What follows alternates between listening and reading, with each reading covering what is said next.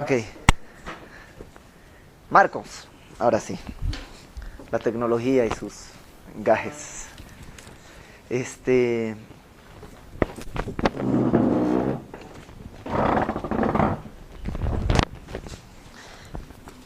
La semana pasada, oramos, ¿no? Pues otra vez.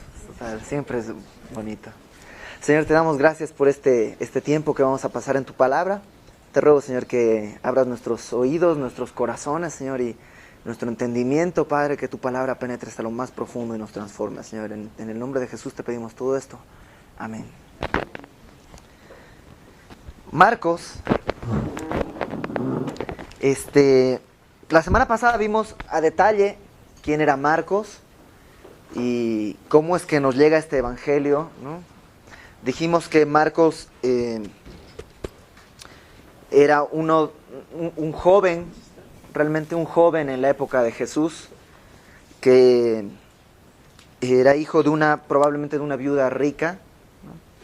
Y que en el primer viaje misionero pues se equivocó muy, muy feo y de hecho cuando van a iniciar el segundo viaje misionero de Pablo, Pablo se niega a que Marcos los acompañe y eso provoca que, decíamos, Batman y Robin, ¿no?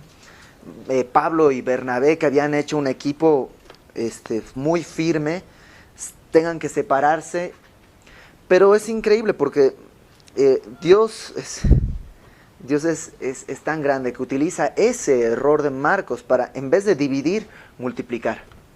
Y pone a Pablo con Silas en un equipo y a Marcos con Bernabé en otro equipo, y esto se va a ir multiplicando más y más y más y más y más.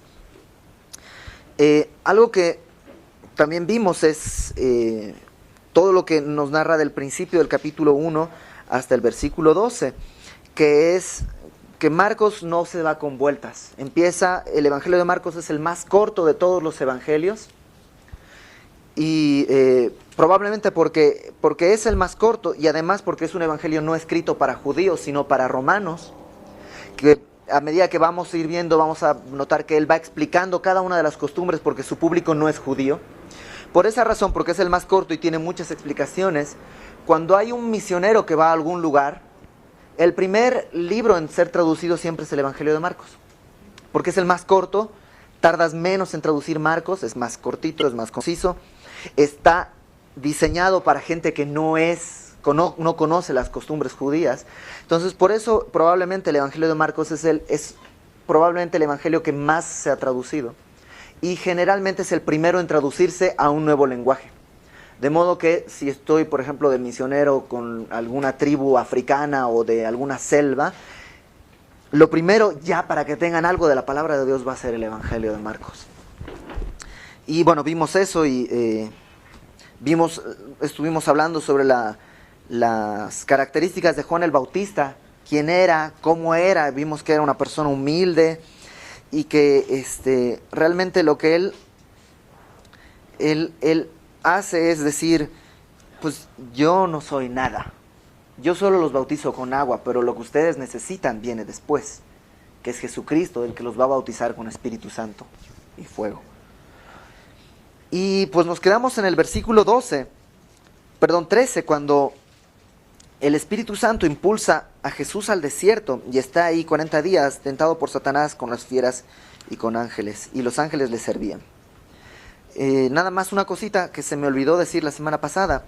La palabra evangelio quiere decir buenas noticias, ¿no? Y tristemente está ya tan mal interpretado, mal llevado, porque los cristianos hemos recibido buenas noticias. Pero normalmente cuando le dices a alguien, me dice cristiano, te dicen, uy, ¿qué te pasó? O sea, ¿no? O te dicen, tuviste que pasar por algo muy fuerte. ¿Qué te pasó? ¿Por qué te hiciste cristiano? ¿No? ¿Por qué estabas tan desesperado que hasta te hiciste cristiano? Pero no ese es el enfoque. El evangelio son buenas noticias. O sea, estaba tan desesperado que tuve la mejor noticia del mundo. Y un poco, a partir de una costumbre casi medieval, en que el ser cristiano o ser creyente implicaba una cara de sobriedad, ¿no? Y trajes oscuros, y no sonreír porque el sonreír es algo sensual, es algo de la carne. Entonces no hay que estar. Se ha arrastrado mucho y ser esto de que el cristiano es así, ¿no? El cristiano es un hombre feliz porque ha recibido buenas nuevas. O sea, qué más felicidad de que de, ¿sabes qué? Como dice un amigo, estoy muy contento porque un viejito me contó que hace 2000 años el carpintero de Belén pagó todos mis pecados y ahora no solo puedo vivir tranquilo, sino puedo morir tranquilo. Entonces estoy feliz. O sea, no es, oh, soy cristiano y... Oh, no, es todo lo contrario, soy cristiano, soy un hombre feliz, no necesito nada más, tengo todo lo que necesito porque mi padre me da todo lo que yo necesito. Si es un peso, Dios me va a dar un peso, ¿no? El evangelio son buenas nuevas, es noticia alegre, feliz, ¿no? Bueno, eso se me había quedado en el tintero la semana pasada. Vamos, versículo 14. Y no lo vamos a leer completo, sino vamos a ir paso a paso y vamos deteniéndonos ahí. Versículo 14. Después que Juan fue encarcelado, Jesús vino a Galilea predicando el evangelio del reino de Dios, diciendo: el tiempo se ha cumplido y el reino de Dios se ha acercado. Arrepentíos y creed en el evangelio. Es interesante, entre el versículo 13 y el versículo 14, en tiempo real pasa bastante tiempo. Porque después del bautizo, Jesucristo es llevado 40 días al desierto, a la tentación. Después de la tentación, él caminando por el mar, bueno, no por la orilla del mar, encuentra, él está ahí con el Bautista, no es el mar, alrededor del río, y ahí es cuando leemos en Juan, los discípulos escuchan que el Bautista dice, ese que va caminando ahí, ese es el Cordero de Dios que quita el pecado del mundo. Y entonces los discípulos dicen, órale, entonces ese es el chido, ese es el bueno. Entonces, pues, ¿qué hacemos con Juan? Y se van con Jesús, ¿se acuerdan de esa historia? Si quieren, vamos a leerla. Vamos a leerla. Juan 1, verso 35.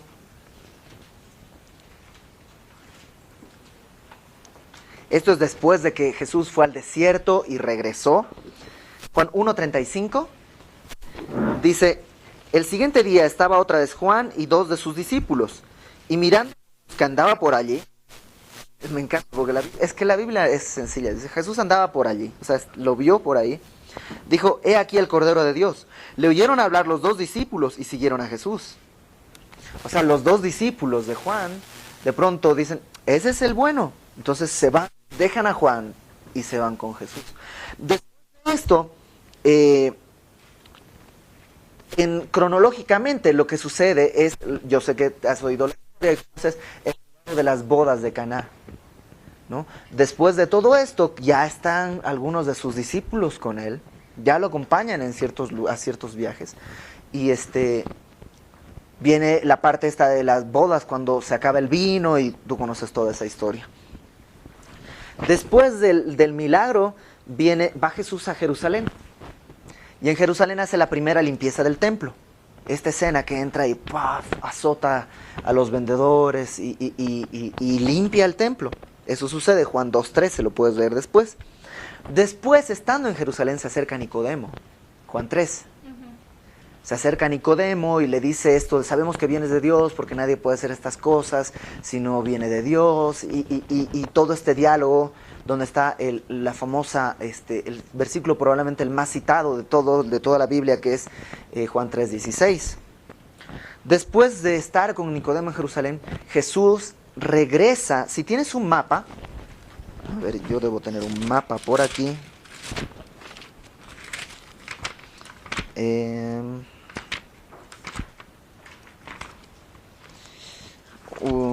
No tengo ninguno grande. ¿Tienes? Bueno, para que quede más o menos claro. Por acá está Jerusalén. De hecho está acá, ¿no? Y toda esta es la región de de Judea, aquí al sur. Y él se va hacia el norte, hacia Galilea, que es donde va a ser como su centro de operaciones, Capernaum, que está en Galilea. Desde aquí, él vino acá al Jordán, se hizo bautizar, todo lo que vimos, va a Jerusalén, habla con Nicodemo, todo, y luego va hacia el norte, lejos, no lejos, lejos, pero sí un buen rato de caminar, hacia Galilea. Y ahí en Galilea, mientras está yendo hacia Galilea, pasa ¿por dónde? Por Samaria. ¿Se acuerdan la historia, Juan 4, la mujer en el pozo? Ok, pasa por Samaria y llega hasta Galilea. Llegando a Galilea hace un par de milagros, sana al hijo de un noble, esto está en Juan 4, 46. Y luego se muda a Capernaum. Después de estar en Capernaum, viene esta escena que estamos aquí, que encarcelan en algún momento de eso, de todo ese viaje, en todo eso, encarcelan a Juan. Y por eso dice, versículo 14, después que Juan fue encarcelado, Juan el Bautista, no Juan el apóstol, sino Juan el Bautista, Marcos 1:14, después que fue encarcelado Juan, Jesús vino a Galilea predicando el evangelio del reino de Dios, diciendo, el tiempo se ha cumplido. Eso quiere decir, ya no hay que esperar. O sea, durante cientos de años los judíos habían estado esperando el Mesías. Y Jesús, cuando empieza a predicar, dice, se acabó la espera. O sea, no sé si te ha pasado cuando, bueno, para los que no lo sepan, yo era baterista y tocaba mucho. Pero cuando tienes que tocar en algún concurso o una cosa así, te consumen los nervios y estás atrás, ¿no? Y hay un montón de bandas y otras cosas, y ves salir las bandas y ves regresar y todo. Y de pronto alguien viene y les dice, les toca. Y es eso, wow, el tiempo se ha cumplido. O sea, ahora, todo lo que estuviste esperando se resume en un segundo. Toda la eternidad del pasado está resumida en este instante. O sea, aquí se acaba el pasado y empieza el futuro. Es ese momento que Jesús dice, el tiempo se ha cumplido. ¿Por qué? Porque el reino de Dios se ha acercado. El hombre nunca podría acercarse al reino de Dios. ¿Te acuerdas que Adán y Eva fueron expulsados del paraíso? ¿Y qué es lo que pone Dios? Pone 2 querubines que están guardando la entrada y una espada de fuego que se revolvía por todos lados. El hombre no podía acercarse al reino de Dios. Entonces, el reino de Dios se acerca al hombre. Es Dios el que toma la iniciativa. Es Él el que dice, voy a hacer algo. No es el hombre que se dio cuenta de su error y dijo, Señor, ayúdame, haz algo. No, es Dios. Yo sé que algunos de los chicos se saben cuál es la palabra fiel, 1 Timoteo 1:15. Palabra fiel es esta. Y digna de ser recibida por todos. Que Cristo Jesús vino al mundo para salvar a los pecadores, de los cuales yo soy el primero. 1 Timoteo 1:15. Cristo Jesús vino, Él tomó la iniciativa, Él dio el primer paso. No somos nosotros los que buscamos a Dios. Dice la Biblia que nadie busca a Dios. Él vino a buscarnos, Él nos encontró, lo vimos el domingo. Mas el Dios de toda gracia nos llamó a su gloria eterna en Jesucristo. Él nos llamó a su gloria. No nos encontramos porque no es que andábamos y, mira, nos encontramos, qué casualidad. No, Él nos llamó, Él vino a llamarnos. El tiempo se ha cumplido, el reino de Dios se ha acercado. Pero sí hay 2 cosas que hay que hacer para entrar al reino de Dios. Arrepentirse y creer en el Evangelio. Arrepentirse es una palabra en griego que no quiere decir, ay, sí, la regué. Eso no es arrepentirse. Arrepentirse es una palabra que literalmente quiere decir cambio de rumbo. O sea, yo estoy yendo para allá y me doy la vuelta y camino hacia el otro lado. Es darse la vuelta. Arrepentirse no es lamentarse. no es decir, no es reconocer tu error nada más, es reconocer que estás mal y cambiar de rumbo, es arrepentirse y creer en el Evangelio. ¿Cuál es el Evangelio? Que Dios estaba en Jesucristo, reconciliándonos, reconciliando al mundo con Él. Que cuando Cristo murió estaba pagando mis pecados. Ese es el Evangelio. Ahora, ¿lo crees? O sea, ¿realmente crees? Hay muchos mártires. Y hay muchos mártires en todas las épocas. Gente que ha muerto por la humanidad. Pero Jesucristo no murió por la humanidad. Jesucristo tenía en la mente el nombre de cada uno de nosotros. O sea, Él no murió por la humanidad. Él cuando lo estaban clavando decía, esto lo hago por Ibert. Y aguanto aquí por Ibert. Dice Hebreos, capítulo 12, que por el gozo puesto delante de Él, o sea, Él vio más allá del dolor de la cruz, por el gozo puesto delante de Él, porque yo iba a decir un día, yo sí quiero y sí creo que Él murió por mí. Él soportó el oprobio, menospreció el oprobio, soportó todo, soportó la cruz. Y ese es el Evangelio. ¿Qué hay que hacer? Arrepentirse y creer. Nada más. Creer. ¿Es tan fácil? Sí, es tan fácil. Neta, solo creer. Solo creer. No puede ser tan... Es demasiado bueno para ser cierto. Es demasiado bueno, eso sí. Pero es cierto. Es demasiado bueno porque no te lo mereces. Pero es cierto. Decía un amigo, no solamente es verídico, sino además es cierto. Verso 16. Andando junto al mar de Galilea, vio a Simón y a Andrés. ¿Te das cuenta? Él es el que vio. No lo vieron ellos a él. Él vio a Simón y a Andrés, su hermano, que echaban la red en el mar, porque eran pescadores. Y les dijo Jesús, venid en pos de mí, y haré que seáis pescadores de hombres. Y esto es dos cositas muy importantes. Jesús nos llama a ir en pos de Él, no en pos de una religión, no en pos de un pastor, no en pos de un maestro, no en pos de una corriente, es en pos de Él. El centro es Él, no es una religión, no es que ya me hice cristiano, no importa si te haces cristiano, tú tienes que hacerte un discípulo de Jesucristo. Ya estoy yendo a la iglesia, ok, no importa si vas a la iglesia.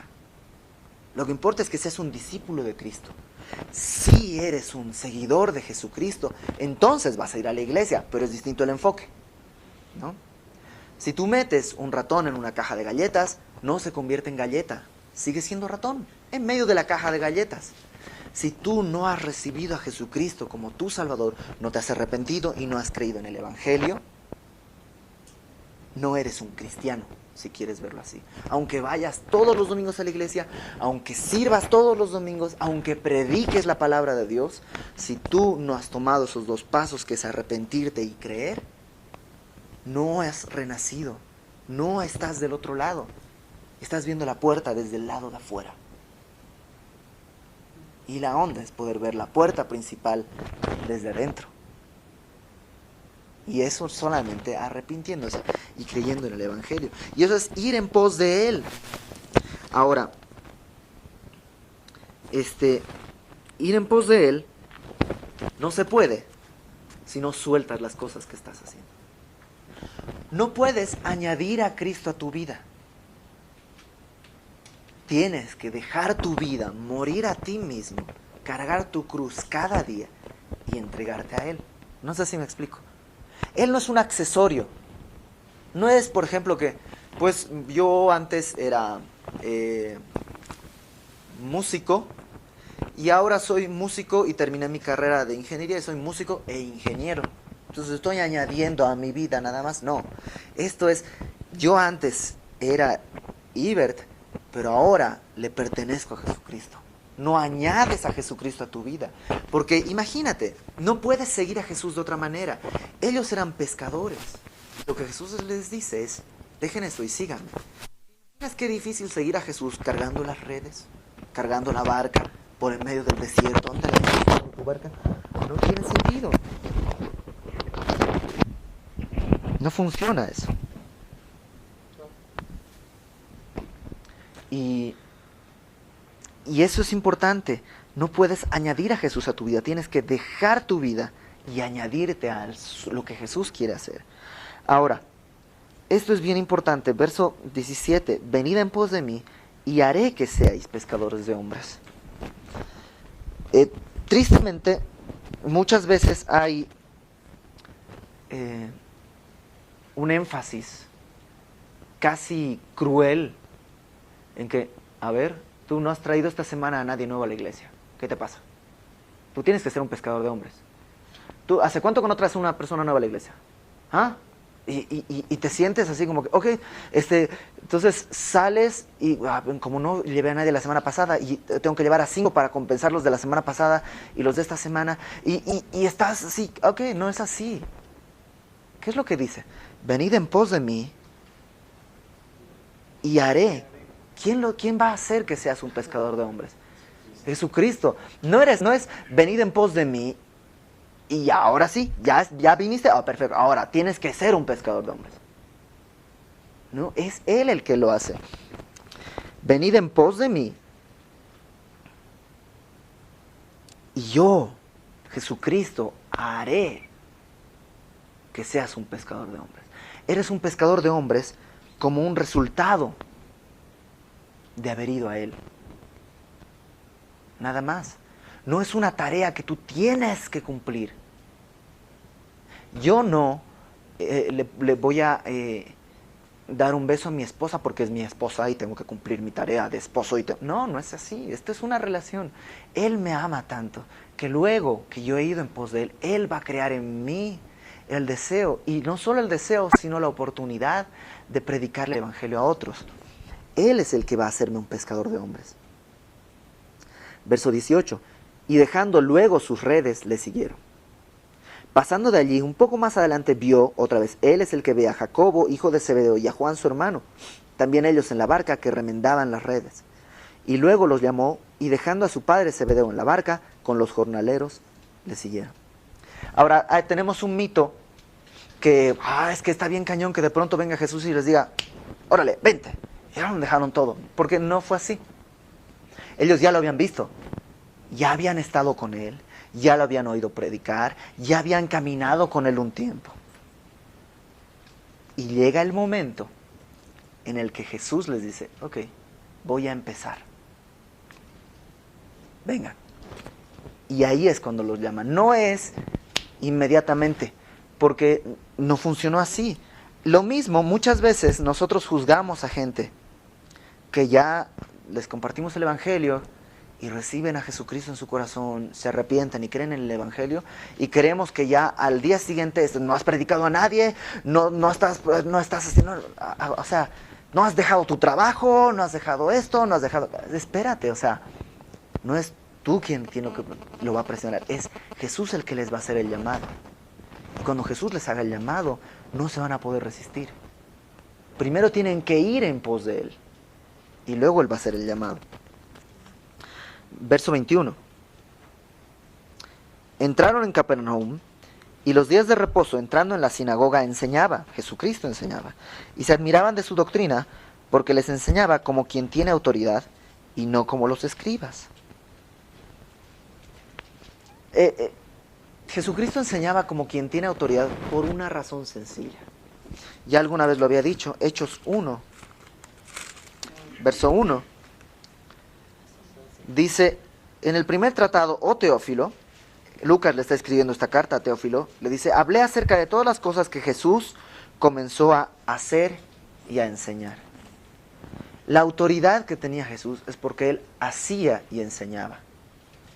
Si tú te quejas porque tus hijos no te pelan, porque no tienes autoridad delante de tus hijos, probablemente te está faltando hacer. Nada más estás enseñando. Pero si tú haces y enseñas en ese orden, porque primero tienes tú que hacer. Mi hijo es un desobediente, que no sé qué. Ok, estás leyendo tu Biblia todos los días, estás haciendo tu devocional todos los días, estás orando por tus hijos todos los días. O sea, primero tú estás haciendo y luego le estás enseñando a hacer con el ejemplo. Si haces eso, vas a tener autoridad. Y Jesucristo hacía las cosas porque, y eso le daba la autoridad. Por eso todos decían, enseñaba como quien tiene autoridad. Ahora esto también tiene que ver con que todos los están en una sinagoga, no están en el templo. Una sinagoga no era un lugar para hacer sacrificios ni nada, era, hagan de cuenta, una casa, una reunión así, en la que lejos no había un templo, el templo estaba en Jerusalén y los sacrificios se tenían que hacer en Jerusalén y todo en Jerusalén, en el templo. En la sinagoga se reunía, de hecho sinagoga quiere decir como lugar de enseñanza en el original. Se juntaban a leer las escrituras. Y de hecho, cuando pasaba algún rabí por ese pueblo, lo invitaban a la sinagoga a que les explicara. De eso se aprovechó Pablo para explicar muchas veces en las sinagogas. No sé si te acuerdas que siempre llegaba a un lugar y Pablo llegaba y aprovechaba esa oportunidad. Entonces, todos los discípulos, perdón, todos los rabíes citaban unos a otros. Llegaban y decían, bueno, Isaías, y leían una palabra y decían, como dijo el gran rabí Gamaliel, y bla, bla, bla, bla, bla, bla, bla, bla. Y hablaban citándose unos a otros. Pero Jesucristo no. Él enseñaba como los que tienen autoridad. Jesucristo enseñaba, la Biblia dice, la ley les había dicho esto, esto, esto, pero yo les digo esto, esto, esto, esto. Jesucristo hablaba con esa autoridad. Y dice en el verso 23, pero había en la sinagoga de ellos un hombre con un espíritu inmundo que dio voces, diciendo, ¿qué tienes con nosotros, Jesús Nazareno? ¿Has venido para destruirnos? Sé quién eres, el Santo de Dios. Pero Jesús le reprendió diciendo, cállate y sal de él. Primero, ¿cuánto tiempo habrá estado ese hombre con un demonio en la sinagoga? ¿Cuánto tiempo habrá estado ahí que nadie se dio cuenta? ¿Cuántas veces habrá ido y nadie se dio cuenta? Que de pronto viene Jesús y el demonio salta. Cuando hay la palabra de Dios, la oscuridad se tambalea. Un amigo siempre me decía, cuando estés en problemas, no te pelees con la oscuridad. Es absurdo pelearte con la oscuridad. O sea, si tú entras a una habitación, o sea, imagínate, te reprendo oscuridad y fuera, y en el no, o sea, y llega otra persona y nada más enciende la luz. Y ese es el secreto. O sea, no te pelees con la oscuridad. Nomás enciéndele la luz. Y esta es la luz. Esta es la palabra de Dios.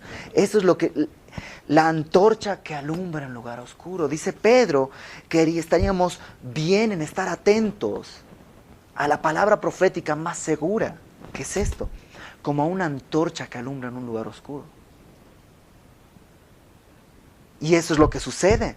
De pronto está este demonio y ¡puc!, enciende la luz y ¡rah!, la oscuridad se tambalea. Cuando estés en tiempos de oscuridad, cuando estés en tiempos de problemas en los que no sabes qué hacer, no encuentras la salida, no vas a encontrar la salida si no enciendes la luz. ¿Qué va a suceder? Te vas a tropezar. Vas a entrar a habitaciones que no son las que tienes que entrar. Te vas a topar con objetos con los que no querías toparte. Por mucho que tú dentro de tu oscuridad digas, yo soy un ser iluminado, yo puedo. No, lo que necesitas es luz. No mantras que repetir. Y esta es la luz. Y eso es lo que sucede acá. De pronto viene Jesús y aparece este endemoniado y le dice, yo sé quién eres, el Santo de Dios. Por eso es importante arrepentirse y creer. No solamente creer, porque la Biblia dice que los demonios creen en Dios. Creen y tiemblan. La Biblia nos muestra que los demonios saben quién es Jesús. O sea, este demonio les dice, yo sé quién eres el Santo de Dios. Entonces este demonio está confesando con su boca que Jesús es el Señor. ¿Se acuerdan esta escena cuando está con el endemoniado gadareno y lo ve el endemoniado y los demonios le dicen, no nos mandes al abismo, permítenos ir a ese hato de cerdos? O sea, los demonios saben que Jesús tenía la autoridad para mandarlos. O sea, los demonios conocen el poder de Dios. Saben quién es Jesucristo, saben que es el Señor. Ahora, ¿los demonios son salvos? No. Porque no es solamente creer, es arrepentirse y creer.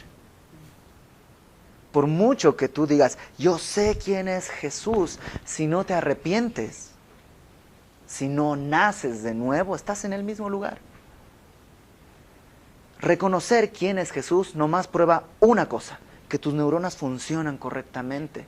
Decir, yo creo que Jesucristo existió. Ah, perfecto, yo creo que Napoleón existió.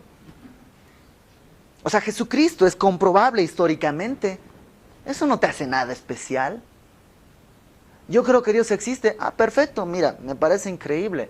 No más quiere decir que no te creíste, que de pronto una serie de bacterias, de aminoácidos se convirtieron en una célula, y una célula se convirtió en un sapo, y un sapo se convirtió en lagarto, un lagarto se convirtió en dinosaurio, un dinosaurio se convirtió en pájaro, y un pájaro se convirtió en chango, y un chango se convirtió en hombre. O sea, lo único es, Dios existe, yo creo que Dios creó a la humanidad. Ajá, perfecto. Nomás declara que tú funcionas bien. Pero si no te arrepientes y crees en el Evangelio, sigues viendo la puerta desde afuera.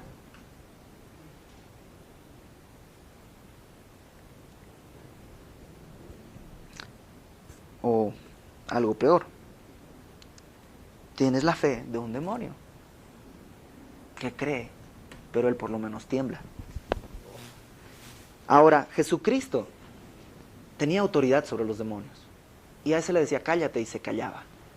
Y a aquel le decía, está bien, vete al hato de cerdos, y se iban todos. Esa misma autoridad es la que Jesucristo luego utiliza para decirnos, si me amáis, guardad mis mandamientos. Ahora los demonios obedecían. Nosotros, no sé.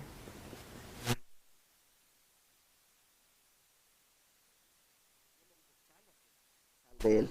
Verso 26. Y el espíritu inmundo, sacudiéndole con violencia y clamando a gran voz, salió de él. Y todos se asombraron de tal manera que discutían entre sí, diciendo, ¿qué es esto? ¿Qué nueva doctrina es esta que con autoridad manda aún a los espíritus inmundos y lo obedecen? Y muy pronto se difundió su fama por toda la provincia alrededor de Galilea. Este demonio, antes de salir, sacude, sabe que tiene que obedecer a Jesús. Pero antes de salir, trata de sacudir al hombre y sale. Y sucede varias veces. ¿Te acuerdas también cuando está este padre que lleva a su hijo, que lo ataca un demonio, y de pronto Jesús lo expulsa y hace lo mismo, sacude al muchacho con violencia y luego se va? Es algo que nos sucede. Cuando tú decides limpiar tu vida, cuando tú decides, Señor, ok, soy un pecador, me arrepiento, quiero cambiar mi vida, creo que tú eres capaz de hacer ese cambio en mí, creo que tú pagaste mis pecados, creo que tú estuviste pensando en mí en la cruz, y acepto tu sangre, Señor, como pago por mi pecado, me postro delante de ti, te confieso como mi Señor, y empiezas a limpiar tu vida. Entonces la oscuridad te va a sacudir y te va a zarandear. Y todos hemos visto que apenas dices, sí, Señor, voy a ponerte en el centro de mi vida, tu mundo entero, y te vienen pruebas y haz de cuenta que te metieron a la licuadora. Pero es eso, nada más. Tarde o temprano esa oscuridad se va a salir. Tú espera y confía que el que está haciendo eso es Dios que está limpiando tu vida. Porque lo peor que puedes hacer es regresarte y decir, no, mejor no. Espera, porque Él está limpiando. Verso 29. Al salir de la sinagoga, vinieron a casa de Simón y Andrés con Jacobo y Juan. Y esto me encanta. Se van a la casa de Pedro, salen de la sinagoga y ahora sí que, ¿dónde vamos a comer? Pues yo pongo mi casa, dice Pedro, ¿no? Entonces van a la casa de Pedro, se van Jesús, Pedro, Juan y Jacobo, ¿no? Y creo que Pedro, Simón, que es Simón y Pedro,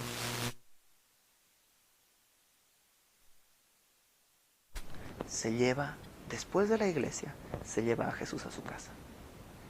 Porque cuántas veces estamos en la iglesia y no, hombre, y así no, y con ojito pelado y todo, o sea, todo increíble, pero termina el amén Y le dices, Señor, gracias, nos vemos la próxima semana, ¿no? Aquí, puntuales, órale, en eso quedamos. Y te vas tú solo. Pedro hace algo súper inteligente y se lleva a Jesús a su casa. Y qué bueno, porque cuando tú empiezas a tener una relación con Jesús, lo que está esperándote en tu casa son pleitos, lo que está esperándote en tu casa son problemas, lo que está esperándote en tu casa son cosas difíciles. Y si no te llevaste a Jesús, vas a tener complicaciones. Llévate a Jesús a tu casa. Mira lo que le pasó a Pedro. La suegra de Simón estaba acostada con fiebre y enseguida le hablaron de ella. Entonces él se acercó y la tomó de la mano y la levantó e inmediatamente le dejó la fiebre y ella les servía. Pedro tenía un problema esperando en su casa, él no sabía, pero se llevó a Jesús. Y cuando está Jesús en su casa, de pronto su suegra está enferma. Y Jesús, ¿y qué es lo que hacen? Le hablan a Jesús de ella. Es increíble porque esto me habla de que tienes algún problema, alguien que está enfermo, no solamente físicamente, alguien que no ha conocido de Jesucristo. Háblale. Llévate a Jesús a tu casa y háblale a Jesús de esa persona. ¿Y qué es lo que sucede? Él se acercó. ¿Ves que es él el que toma la iniciativa? Pero háblale. La oración del justo puede mucho, dice la Biblia. Háblale. Háblale. Él se acercó y le tomó de la mano y la levantó. E inmediatamente le dejó la fiebre y ella le servía. ¿Para qué fue rescatada esta mujer? Para servir a Jesucristo. ¿Para qué estamos nosotros siendo rescatados? Para servir a Jesucristo. Ahora, tú dirás, es que yo no puedo ir los viernes y los sábados, que son la capacitación para servidores, es que no me da tiempo. Ok, no sirvas en el servicio de la iglesia. Puedes servir hablándole a Cristo de otros. O sea, en la iglesia necesitamos gente que esté intercediendo. Gente que su tarea sea interceder. Necesitamos gente que ponga el audio, necesitamos gente que toque los instrumentos para la alabanza, necesitamos gente que reparta las canastas para la ofrenda, necesitamos gente que limpie los baños, pero necesitamos gente que esté orando por el pastor. Necesitamos gente que esté orando por los ancianos de la iglesia, gente que esté orando por los enfermos de la iglesia, gente que esté orando, intercediendo. Tenemos un correo en Semilla que se llama oraciones@semillonline.org. Suscríbete a ese correo. Suscríbete a ese correo. Y que por semana te van a llegar las peticiones de oración. Y tu tarea puede ser, tu servicio puede ser orar todos los días por esas cosas. Y estás haciendo un gran servicio a Dios. No es un servicio chiquito. No es, pues es que no alcanzo a otra cosa, nomás oro. Y otra cosa. Simón estaba casado. Pedro estaba casado. Eso es lo que dice la Biblia. Simón dice que tenía una suegra. Y yo solo sé de una manera de tener una suegra. Que es casándote. O sea, si mi hermano se casa, yo no tengo su suegra. Hay una sola manera de tener una suegra. Y Pedro estaba casado. Tenía suegra. Estaba casado. Y hay un mal chiste al respecto que no lo voy a decir. Sí, sí. Porque ya se lo saben todos. Para empezar, porque... No, es un muy mal chiste. Bueno, ¿por qué Pedro negó a Jesús? Porque Jesús había sanado a su suegra.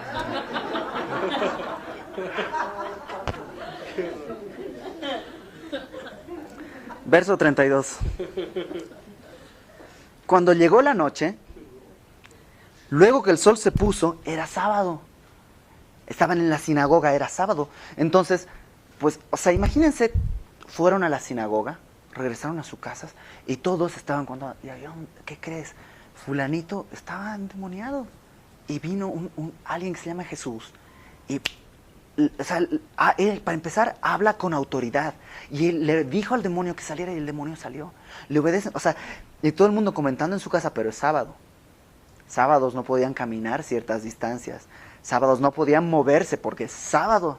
Había que guardar el Shabbat. Entonces están ahí en sus casas esperando a que salgan las 3 estrellas que marcaban el fin del Shabbat. Entonces, ya salieron, hola. Entonces, cuando llegó la noche, luego que el sol se puso, le trajeron todos los que tenían enfermedades y a los endemoniados. Y toda la ciudad se agolpó a la puerta. Me imagino la escena. Están ahí Jesús, Pedro, Juan, Jacobo, la suegra de Pedro. Si estaba viva, la esposa de Pedro también, probablemente ahí. Y de pronto empieza a llegar uno, y otro, y otro, y otro, y otro, y otro, y otro, y otro. Y pues los hombres como que quiera, nunca nos hacemos problemas, pero ¿te imaginas a la esposa y a la suegra de Pedro así? ¿Tanta gente, Pedro? O sea, ¿dónde vamos a meter a tanta gente? Pedro, eres un irresponsable, ¿por qué invitas a todos tus amigos a la casa? Y está ahí toda la ciudad en la casa de Pedro. Y dice que sanó a muchos que estaban enfermos de diversas enfermedades y echó fuera muchos demonios y no dejaba hablar a los demonios porque le conocían. Y yo siempre leía, ¿por qué? ¿Por qué no dejaba que los demonios dejaran que dijeran quién es Jesús? 2 razones, creo. La primera, porque lo vimos acá, se difundió su fama en el verso 28, pero Jesucristo no vino a buscar fama. Él vino a salvar lo que se había perdido. Él vino a buscarnos, Él vino a rescatarnos, Él vino a llamar a los pecadores. No vino a buscar fama. Y Él dice, gloria de los hombres no recibo. Eso es lo que dice Jesús. Él vino a servir, no a ser servido. Pero la segunda razón me parece más importante. El decirle, Señor, tú eres el santo, tú eres el digno, tú eres el Mesías, tú eres el prometido, el esperado. Eso lo quiere escuchar de sus hijos, de sus hermanos, de los que son y reconocen su sacrificio, no de los demonios. La alabanza en la boca del demonio es abominación para Dios. Por eso, cuando adores, adórale de corazón. Si no, realmente es muy feo. Léete el Salmo 150. Salmo. Se me fue. 50. Salmo 50. Léelo en tu casa. Y vas a ver cómo Dios dice, o sea, ¿cómo me honran? ¿A mí así me honran? Si tuviera hambre no se lo diría a ustedes. ¿Creen que me hacen un favor haciendo un sacrificio? Eso es lo que dice. Dios no quiere la alabanza de boca de los demonios. Por eso los callaba. Verso 35. Levantándose muy de mañana, ojo, estuvo la noche anterior hasta tarde, porque cuando llegó la noche empezó a llegar toda la ciudad.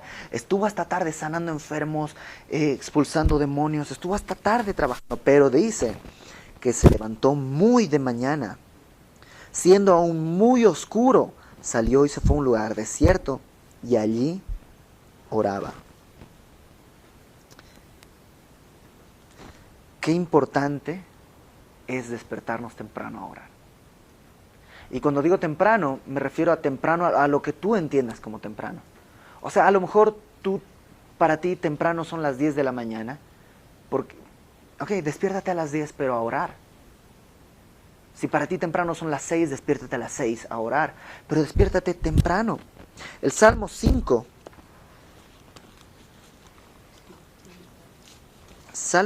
verso 1, dice, escucha, oh Jehová, mis palabras. Escucha es oír.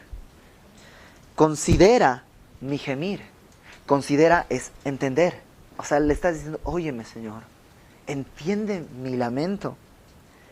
Está atento a la voz de mi clamor. Y estar atento es una palabra que quiere decir inclinarse. O sea, le estás diciendo, Señor, óyeme, entiéndeme, inclínate a mí. Rey mío y Dios mío. Ojo, ¿a quién le estás hablando? No es a Chucho. Chucho es el de la esquina. Jesucristo es el Rey, el Señor de señores, el Rey de reyes. Recuerda a quién te estás dirigiendo. Al Señor, Dios glorioso, eterno. porque a ti oraré. Verso 2, Salmo 5. Perdón, verso 3. Oh Jehová, de mañana oirás mi voz. Y la palabra mañana literalmente quiere decir final de la noche.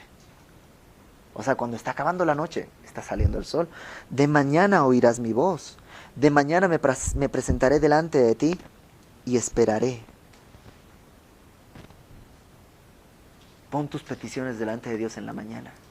Antes de que haya ruido, antes de que tu vida esté llena de preocupaciones.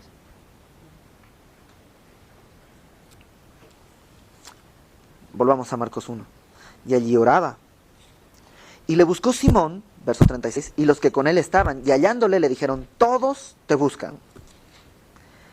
Y aquí también veo dos cositas sencillas. La primera, si Simón se hubiera levantado temprano, no tendría que buscar a Jesús porque estaría con él. No sé si me explico. Y sigue el contexto, es la oración. O sea, si de pronto te encuentras que, órale, ¿y dónde se quedó Jesús? Pues levántate temprano. Con él se va a levantar contigo. O sea, si Simón se hubiera levantado a la hora que Jesús se despertó, no hubiera ido a buscarle. Señor, ¿dónde estabas? Te estábamos buscando. No, él hubiera ido con Jesús y hubiera estado con Jesús en el desierto, desde temprano. Pero también veo la misericordia de Dios. El que busca, hallará. Si tú lo estás buscando, lo vas a hallar. Pero mientras más temprano te despiertes, lo vas a hallar más pronto. Y le dice Pedro, todos te buscan, eres un éxito. Esto es un hit. O sea, lo de ayer, o sea, pues no es nada. O sea, este es un hitazo, Señor. Ahora todos te están buscando. Vente, o sea, este es el hit. Verso 38. Él les dijo, vamos a los lugares vecinos. La palabra vecinos es la palabra comópolis en griego, que quiere decir lugares sin murallas. Y se refiere, las ciudades tenían murallas. Y lo que él está diciendo al decir a los lugares vecinos, está diciendo, vámonos afuera de la ciudad. No dentro, sino a los lugares alrededor, fuera de la ciudad. Para que predique también allí, porque para esto he venido. Y yo también llegaba aquí y decía, no entiendo. ¿Por qué para esto he venido a predicar afuera de la ciudad? No entendía bien. Pero creo también ahora entender a qué se refiere. Le dicen, eres un hit. O sea, todos te están buscando, está increíble. Y Jesús le dice, ok, pero no voy a ir a la ciudad. Vamos a los lugares vecinos. Pero Señor, el éxito está acá. O sea, si hoy en día Jesucristo estuviera aquí, hay asesores de iglesias. ¿Ustedes sabían que hay programas de crecimiento en iglesias? De hecho, hay libros. O sea, cómo hacer que tu iglesia crezca. Y uno de estos escritores de estos libros le diría, Jesús, estás mal, discúlpame. Ahora, el momento está ahí dentro, ahí está la efervescencia, ahí tienes que predicar para levantar más eso. Pero Jesús no está siguiendo un plan. Jesús está, o sea, la neta, el Salón del Valle es horrible para tener una reunión. No hay aire acondicionado, no hay suficiente luz, tenemos no hay dónde estacionarse, hay muchas dificultades, pero ahí nos puso Dios. Y ahí está llevando Dios más gente. Y eso es lo que está haciendo Jesús. Jesús no está siguiendo un plan humano. Él dice, para esto he venido. ¿De dónde? Del desierto. Fui al desierto y le dije a mi padre, Señor, ¿qué hay para el día de hoy? Y el padre le dice, bueno, hoy quiero que vayas a los lugares vecinos. Ah, perfecto. ¿A la ciudad no? No, eso fue ayer. Hoy a los lugares vecinos. Ah, perfecto. Y por eso dice, vamos a los lugares vecinos para que predique también allí, porque para esto he venido. ¿De dónde? Del desierto. Acabo de venir de ahí. Vengo de hablar con mi papá. Y predicaba en las sinagogas de ellos en toda Galilea y echaba fuera a los demonios. Verso 40. Vino a él un leproso, rogándole, e hincada la rodilla le dijo, si quieres puedes limpiarme. Y Jesús, teniendo misericordia de él, extendió la mano y le tocó y le dijo, quiero, sé limpio. Y así que él hubo hablado, al instante la lepra se fue de aquel y quedó limpio. Qué distinto nuevamente este leproso que se le acerca a Jesús y le dice, Señor, si quieres, puedes limpiarme. Y ahora vemos tan tristemente estas campañas de sanidad, de ven trae tu enfermedad y serás salvo. O sea, ¿a poco? O sea, tú controlas al Espíritu Santo, y, o sea, es tu empleado el Espíritu Santo, y tú le dijiste, Espíritu Santo, quiero, este viernes te quiero en el Coliseo porque voy a hacer una campaña de sanidad y necesito que sanes unos cuantos. O sea, no puedes, eres Dios. Lo que puedes hacer es decirle, Señor, yo sé que tú puedes, si quieres. Y si no quiere, si tiene un propósito con tu enfermedad. Es que te falta fe. No es cierto. No es cierto. ¿Te acuerdas de los apóstoles que están orando? Lo vimos la semana pasada. Señor, salva a Pedro, rescata a Pedro de la cárcel. Y están ahí en el aposento alto. Por favor, Señor, tú eres poderoso. Yo sé que tú los puedes sacar. Y llega Pedro, ting tong, toca el timbre. Y viene la chica, abre y dice, no, ¿quién es? Pedro. Y regresa, no le abre, deja a Pedro afuera, regresa de gozo y dice, ¿está Pedro aquí en la puerta? No, Pedro está en la cárcel. Señor, tú puedes sacarlo, tú eres poderoso. Pedro está aquí. No, está en la cárcel, ¿no entiendes, mujer? Y porque le dicen, estás lunática. ¿Qué fe tenían ellos? ¿Realmente creían que Pedro iba a salir de la cárcel? O sea, ya está allá afuera y no lo pueden creer. Le dicen, estás loca a la chica. Solo tenían una fe suficiente para ponerse de rodillas. Hasta ahí llegaba su fe. Ni un paso más daban. Pero era suficiente. No es el tamaño de tu fe lo que importa. Si estás enfermo y te han dicho, es que estás enfermo por falta de fe, no es cierto. Dile a Dios, si quieres. Y si Él quiere y se va a glorificar sanándote, te va a sanar. Pero si se va a glorificar dejándote enfermo, dale gracias a Dios porque te dejó enfermo. Porque te está usando para su gloria y no para tu comodidad. Y eso está haciendo este leproso. Y Jesucristo tiene misericordia y lo toca. Era un leproso. Los leprosos, era prohibido tocarlos. De hecho, vivían de fuera de la ciudad, en un lugar apartado. Podían ir a la sinagoga, pero a un lugar aparte, lejos. Y desde ahí medio ver.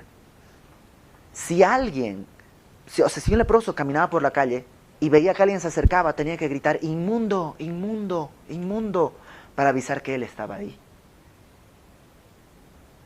De hecho, si tú lees las crónicas de los rabíes de esa época, dicen, yo prefiero no tocar un pan si es que ha pasado un leproso por esa calle. Y cosas así, eran despreciados. Y este leproso está ahí, pero Jesús es poderoso. Jesús podía haberle dicho, ok, venga, ya está sano. O podía haberle dicho, ve y lávate en el pozo. O podía haber hecho 1000 cosas, pero ¿qué es lo que hace Jesús? Lo toca. Porque eso es lo que el leproso necesitaba. Y Jesucristo sabe qué es lo que tú necesitas. Y Jesucristo te va a tratar como tú necesitas y confía en Él. Verso 43. Quedó limpio. Entonces le encargó rigurosamente y le despidió luego y le dijo, mira, no digas a nadie, sino ve, muéstrate. Yo subrayé, no digas, sino muéstrate al sacerdote y ofrece por tu purificación lo que Moisés mandó para testimonio a ellos. Pero oído él, comenzó a publicarlo mucho y a divulgar el hecho, de manera que ya Jesús no podía entrar abiertamente en la ciudad.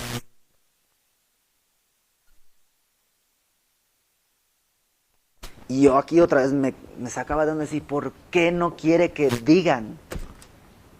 O sea, ¿no es para la gloria de Dios eso? No sé por qué, pero sí sé que Él dijo que no lo dijera. Sé que Dios tiene un propósito para cada cosa que te diga, aunque no lo entiendas. Aunque 2000 años después no entendamos.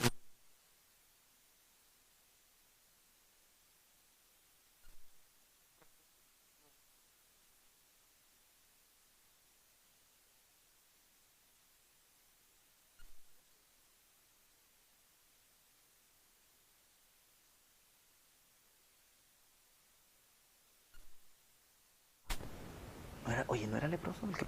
¿Neta? Era leproso. Y ya, con eso.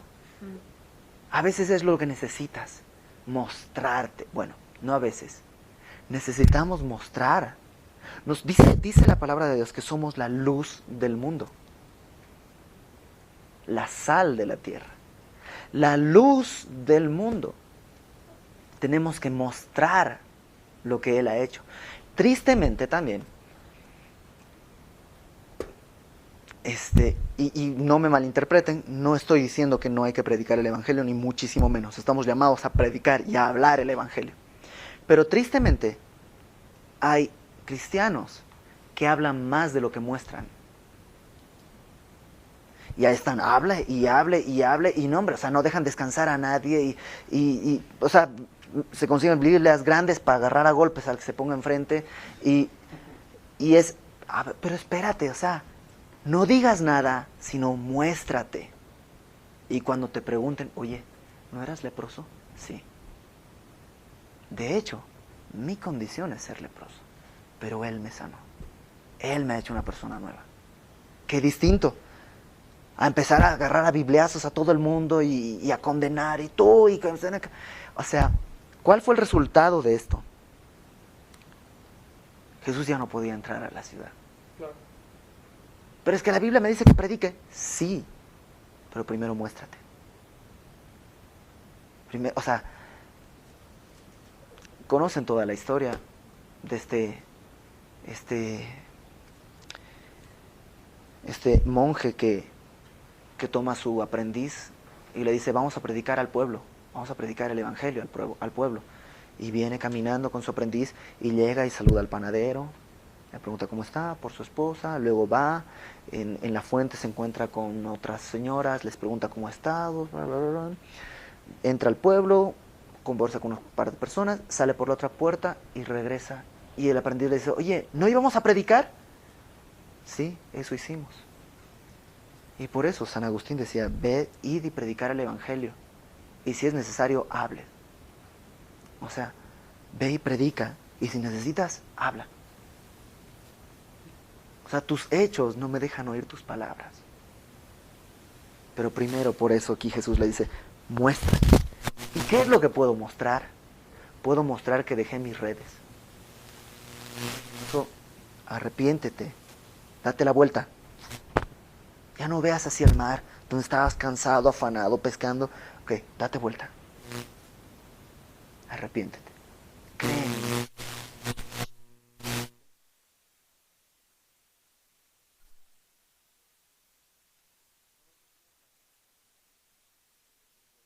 A la red y luego la jalas. No tiras la red al mar y te metes en... Oye tú, pez, entra, mira, aquí tienes... Éntrale, órale, entonces una Biblia así, tenga, o sea... No, la obra es de Dios. Pero primero tiene que hacer su obra en nosotros y luego cuando mostramos eso al mundo, el mundo necesita luz. O sea, el mundo está desesperado de luz. Las conversaciones entre la gente son absurdas, son vacías, son tontas, son... ¿Pero qué les puedes decir si están en la oscuridad? Están atropellándose, por eso están ahí, ¡pum! Se toman, mira, autoayuda, y prueban, y siguen en la oscuridad, y siguen, ¡pum! Ahora no, tienes que declarar esto, y no sé qué, y ¡pum! Andan a tropezones. Y tú eres la luz, y no, lo que necesitan es luz. No decirles, aquí hay luz, aquí hay luz. Ay, te tropezaste, mira, yo soy... O sea, necesita el mundo luz. Y la única forma de hacer eso es arrepentirse. Nosotros, primero, los cristianos, arrepentirnos y creer en el Evangelio. No solamente para ser salvos, sino para crecer y vivir en eso. Y cada día arrepentirnos y cada día creer que Dios es fiel. Y me encantó, o sea, el domingo lo vimos. Humillaos, pues, bajo la poderosa mano de Dios. O sea, Él es Dios sobre mí. Para que Él os exalte cuando fuera tiempo, echando toda vuestra ansiedad sobre Él, porque Él tiene cuidado de vosotros. Sed sobrios y velad, porque vuestro adversario, el diablo, como león rugiente, anda alrededor buscando a quien devorar. Por piedad, o sea, Satanás está devorando a tanta gente por piedad enciende la luz. Sabiendo que los mismos padecimientos se van cumpliendo en vuestros hermanos en todo el mundo. Mas el Dios de toda gracia, que nos llamó, no porque lo merezcamos, sino porque Él quiso llamarnos a su gloria eterna en Jesucristo, después de que hayáis padecido un poco tiempo, Él mismo, Él nos va a hacer pescadores de hombres. Él nos perfeccione, afirme, fortalezca y establezca. A Él sea la gloria y el imperio por los siglos de los siglos. Amén. ¿Oramos? Señor, yo te doy gracias por tu palabra, Señor, porque eres tan bueno, Señor, que ni siquiera has considerado lo que somos y has venido por nosotros, Señor. Señor, yo te ruego que entre nosotros, Señor, si alguien está aquí, Padre, que nunca se ha arrepentido, Señor, que pueda arrepentirse, Señor, dar vuelta, Señor. Que si alguien, Señor, nunca ha creído en el Evangelio, Señor, que crea, Señor. Que si alguien, Señor, no sabe qué hacer, Señor, hoy decida encender la luz, Señor, todos los días tu palabra y tener tu guía, Señor. Señor, yo te doy gracias porque has sido increíblemente bueno con nosotros, Señor. No nos has abandonado, Señor, ni aunque la reguemos una y otra vez, Señor. Padre, ponemos nuestras cargas en ti. Guíanos, Señor, llévanos. Porque solo tú eres el digno, Señor, de recibir la gloria y la honra, Señor. Y Padre, permítenos ser luz. Haznos tú, Señor, pescadores de hombres, Señor, no nuestras fuerzas. No para cumplir una cuota, sino para honrarte, Señor. Haznos tú pescadores de hombres, Señor. Haznos luz, Padre. Que no hablemos, Señor, sino vayamos y nos mostremos, Señor.